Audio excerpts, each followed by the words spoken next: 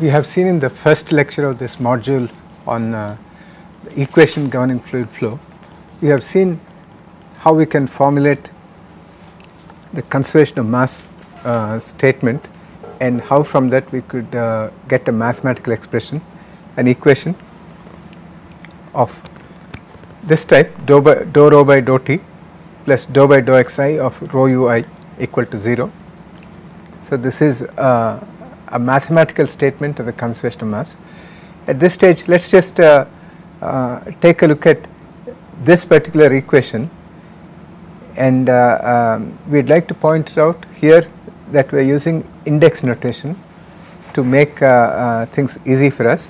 And what we mean by index notation is that variables which have components, like the displacement vector x has xyz components, velocity has UVW components, and we will see later on stress has 9 components like that. So, when you have those components, the corresponding component is expressed as a subscript using an index, and this I here is a general index, whereas x and y are specific indices. So, when you say x, x1, x2, x3, these are specific. Xi can be, it can be 1 or x1 or x2 or x3 depending on what the value of I is. And in a term, so in this equation there are 2 terms, 3 terms. The right hand side is 0, it is a separate term. First term is dou rho by dou t, and the second term is the entire thing here, dou by dou xi of rho ui. So, in a term like this, if there is one index which is repeating, then this automatically implies sum over that particular index. So, here I is repeated in this term in 2 variables u and x. Okay, so, you have rho ui in the numerator and xi in the denominator. So, this actually means that this particular term is a sum of 3 parts, one of which is with I equal to 1, and the other is I equal to 2, and the third is I equal to 3. So, when you put I equal to 1, you get rho u1 by rho dou x1, and u1 is u and x1 is x. So, you get this term. When you put I equal to 2, you get u2, u2 is the velocity component in the second direction, which is y, and so the velocity component in the second direction is v, and x2 is y. Similarly, when you put I equal to 3 here, you get x3, which is the z direction, and the corresponding u3 component is w. So, this equation, in this equation, this term is coming alone, but this term is a sum of 3 components which are given by this. So, this longer equation is written in an abridged form using this index notation here, and this is applicable for Cartesian coordinates, and we make use of this. And this idea of this repeated index is also referred to as Einstein's summation convention. And in a term, if there is a repeated index, then it implies sum over that particular index alone. If there are other indices which are not repeated, then there is no summation implied over that, and we will see these kind of cases later on. So, this index notation allows us to write the equations in a simple form, but it is nothing difficult. You just put I equal to 1 and then you get this. So, it is not a difficult thing to comprehend, it is a convenience for us. And so, with this kind of introduction, we will move to the second fundamental law, which is the conservation of momentum. Within momentum, we have linear momentum and angular momentum. You have conservation of linear momentum and conservation of angular momentum, and here we are looking at conservation of linear momentum. We can make a statement, a verbal statement of conservation momentum, which is similar to what we have made earlier for the mass conservation, which is that in our control volume, which is shown here with a box of sides delta x, delta y, delta z, the rate of accumulation of linear momentum in that particular box is again equal to, because we are dealing with the flowing situation, and fluid can come in, and the fluid molecules have certain momentum. So when they come in, they bring in this momentum into the control volume. When they leave out, they take away the control volume, they take away the particular linear momentum that they are carrying. So because some particles are leaving away in the process of going through this domain, they will be taking away some of the linear momentum, and the incoming particles will have their own momentum.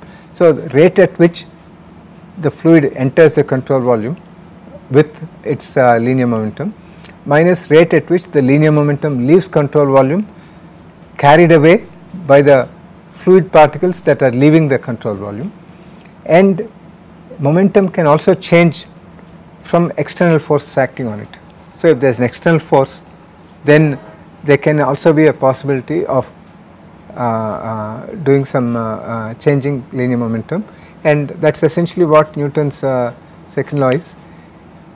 M times A, mass times acceleration, is equal to the sum of external forces acting on it. So if there is a force acting on it, it can lead to acceleration, so that can lead to a rate of change of linear momentum. So if whatever external forces are there, they can contribute to change of momentum of the fluid particles which are there inside. So we have here 4 components: rate of accumulation of momentum, rate of entry flowing in of the linear momentum, rate at which the fluid momentum goes out, and external forces, rate of change caused by external force acting on the control volume. So if momentum is a vector quantity, so it has 3 components: momentum, linear momentum in the x direction, linear momentum in the y direction, linear momentum in the z direction, and each of these needs to be balanced. So you can say conservation of momentum in the x direction, conservation of linear momentum in the y direction, like that. So here, for the sake of convenience, to begin with, we are starting with the momentum, linear momentum in the x direction, and when we talk about momentum, it is mass times velocity. When you talk about momentum, linear momentum in the x direction, it is the velocity component in the x direction that matters. So linear momentum in the x direction is the total mass of the fluid which is there in the control volume, times the x velocity is the total momentum which is contained by the fluid within this control volume, and the rate of change of linear momentum of the possessed by all the fluid particles within this control volume is given by dou by dou t of rho times u times the volume, which is delta x, delta y, delta z. So here we are making a formulation of the fluid problem in terms of mass being given by the density and the volume. Since for this particular case we have fixed the volume, change in density can lead to change in momentum. Okay, change in velocity can also lead to change in momentum. So density and velocity, the u, v, w, are properties possessed on the average by this fluid within this control volume, and we are taking it to the extreme limit of becoming very small. So essentially we are looking at fluid properties of density and velocity components changing in the entire fluid continuum, okay, in the entire fluid domain, and we are looking at what is happening, what is the property in terms of density and velocity of the fluid possessed by the fluid within which is occupying this particular control volume here. So we can say that for this particular fluid in this control volume, the rate of accumulation is given by dou by dou t of rho times density times the x momentum velocity component u. Okay. So now rate at which linear momentum enters is equal to the rate at which the fluid particles are coming in times the velocity that they possess in the x direction.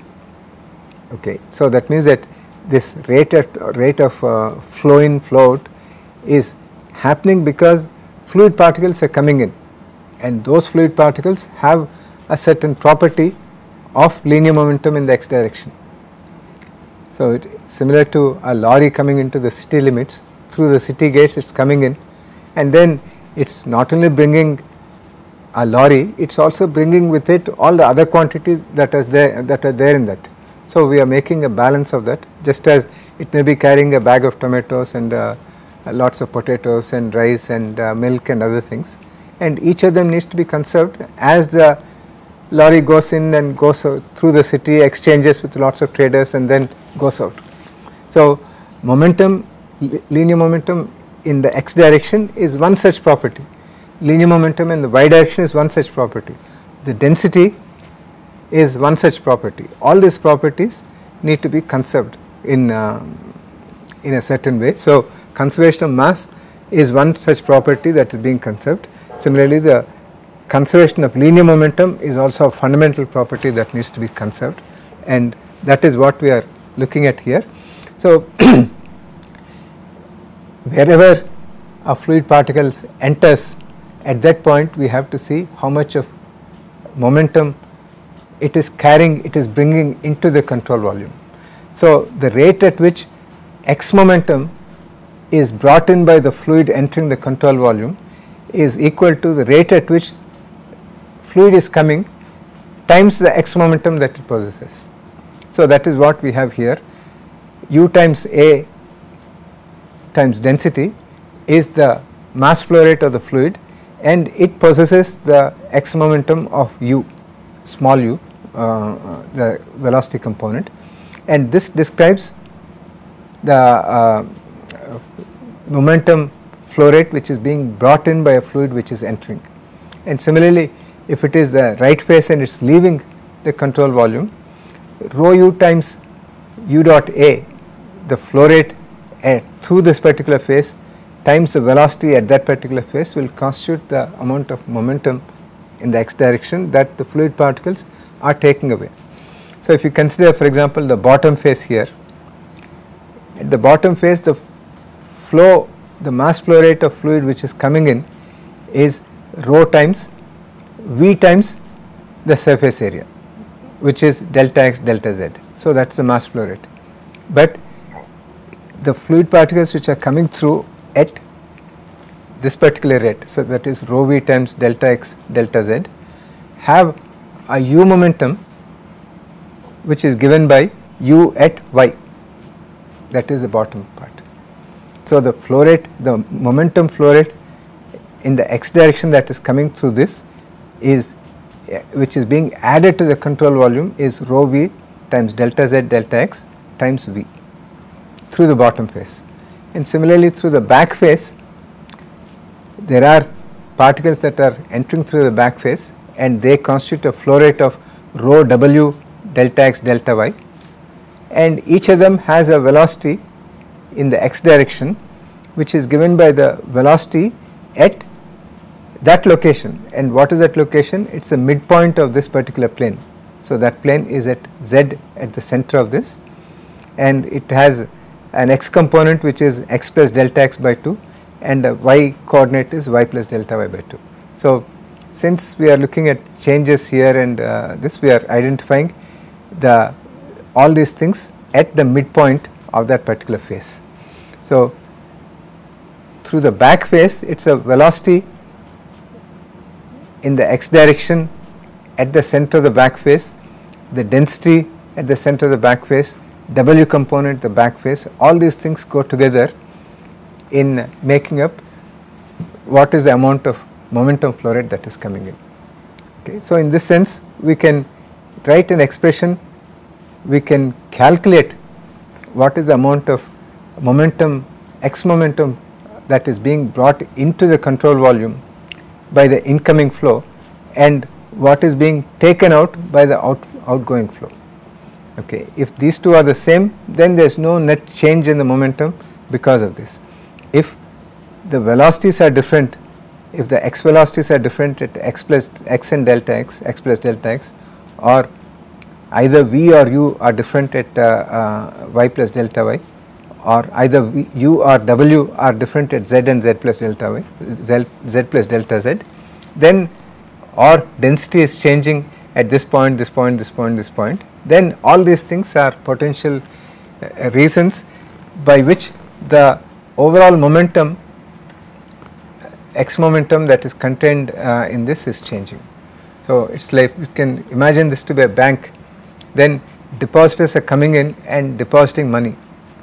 So, then that leads to an increase in the total amount of money that is possessed in the bank, and there are depositors who are taking away money or it is being given in the form of loans, and that will lead to a decrease in this, okay.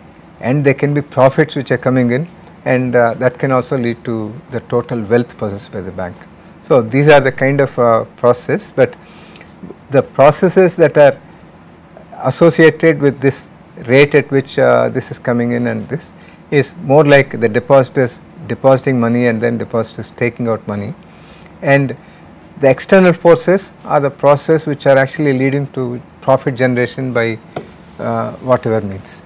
So, we have quantified the rate of accumulation, rate at which x momentum enters the control volume, rate at which it leaves the control volume, but we also need to quantify the sum of external forces acting on this control volume. So, here we need to take a pause and see what do we mean by these external forces. So, what kind of external forces can be there, okay. So, external forces, when we consider in the most general case, these can be volumetric forces spread over the entire volume, anywhere in the volume, like gravity, okay, or it can be just surface forces like the stresses that may be applied, okay, or the pressure that is applied on a face, like that. So, when you consider our box here, when we are looking at external forces act only on the external surfaces, that is exposed left face, right face, bottom face, top face, like this. So, external stresses can influence only through the surfaces, whereas body forces like gravity can act on all the particles that are contained in this, and we would like to make this distinction here. And so, we divide the external forces acting on the control volume into body forces like gravity plus surface forces like pressure and other stresses we will see later, okay. So, if you consider gravity, body force in the x direction, gravitational force is mg, where m is the mass and g is the gravitational vector, and in the general case the g has the three components gx, gy, gz, okay. In the simplest case we say that it is vertically downwards, but we do not know whether the xyz coordinate system that we have taken is such that it is aligned in the y direction, gravity is aligned in the y direction. If it is not, there can be an x component of g, and it is only the x component of the gravitational vector that contributes to the change in the momentum in the x direction, okay. Gravity as a vector will have the three components gx, gy, gz, and gy will act to change the momentum in the y direction, and gz will be acting in the to change the momentum in the z direction. So, what matters to us when we are looking at conservation of momentum in the x direction is the gravitational force, that is the total mass, which is rho times delta x, delta y, delta z, times the gravitational component in the x direction. So, this gives us one type of body forces, and in this course we are considering gravitational force as the only external force that is acting. You can have magnetic forces, electric forces, electromagnetic forces, all those things may be there in the general case, but in this case we are only dealing with gravitational force. So, we have only this as the body force. Now, when we talk about surface forces, we have to take more caution in describing the surface forces, because when we talk about surface force we have to, and we are looking at a box, three-dimensional box, we have to ask what surface, which surface. I have many surfaces, and on this surface what type of stress, because stress can be compressive or tensile, like this is tensile, it is acting normal to the plane, and it can also be acting in the plane like a shear stress. It can be acting, for example, like this, trying to distort this thing, and it can distort in the x direction, it can distort in the y direction. Okay, so that means that the stress on a face has three components: in the x direction, in the y direction, in the z direction, and it can act on any of the 6 faces. So we come up with a 2 index notation for the stress. So we define the stress, surface stress, as sigma ij, and here by convention we are defining stress sigma ij as a stress acting on the ith face in the jth direction. So what we mean by ith face is that both I and j can take indices of 1, 2 and 3. Okay, when I equal to 1, that is x, when j equal to 1, that is again x, when I equal to 2 it is y, I or j equal to 3 is z. So if you consider I equal to 1 here, so that means that a face whose outward normal vector is aligned in the x direction. So we are looking at the right face or the left face, because in this the normal vector, outward normal vector, is along the x. In this case it is along positive x, and in this case it is along negative x. Okay. So when you say sigma 1, you are referring to forces acting on the right face and forces acting on the left face. Within this, whether the stress is acting in x direction or y direction or z direction is given by the second index. So here we have sigma x is the stress acting on the x face, and the second index x here indicates that it is acting in the x direction here. Okay. Now if you go to the top face here, in the top face this is a stress which is an area, a face whose outward normal vector is aligned in the y direction. So that is why we call this as sigma y, I is equal to 2. So sigma y, this y indicates that it is acting on the top face or the bottom face. Okay. And but this particular stress is acting within this I plane, within this j plane here, and it is acting in the x direction. So that is why we call this as sigma yx. And if you consider this particular front face, it has a center right here, and from the center we have a stress which is shown, and because shown by this horizontal arrow here. And what is the stress component? It is acting on the z face, so that is sigma z, I is equal to 3, and it is acting in the x direction, so j equal to 1. So we have sigma zx is acting in the x direction on the z plane, sigma xx is acting in the x direction in the x plane, and sigma yx is acting again in the x direction, but it is acting on the y plane. Okay. Now we have one more convention. You have a face which is aligned either in the positive coordinate direction like positive x, or it may be aligned in the negative x direction. Okay. So by convention, according to rules of transformation and other things, we define the stress when it is acting in the positive face. So that is where the outward normal vector is aligned in the positive coordinate direction, which is this one here. Then it is the stress is acting in the positive x direction. When you say sigma xx equal to 100 on this particular face here, then that means a stress, a tensile stress acting as 100 like this. When you say sigma xx tensile stress of 100 acting on this face, it is a tensile stress. So it must be acting, it is pulling away this face, so it is acting to the left side. Okay. So this sigma xx is always aligned in the outward normal direction of that particular face here. Sometimes it can be on a left face, it is acting, it is positive in the negative x direction. On the right face it is acting, it is positive in the positive x direction. Similarly, you consider this top face here. So, the top face is a face with a positive outward normal direction. So, that is its outward normal vector is aligned in the positive y direction, whereas the bottom face here, the outward normal vector is acting in the negative y direction. So, you can say it is a negative face. So, on the negative face, sigma yx of 100 is acting to the left side, and on the positive face it is acting to the right side, which is the positive x direction.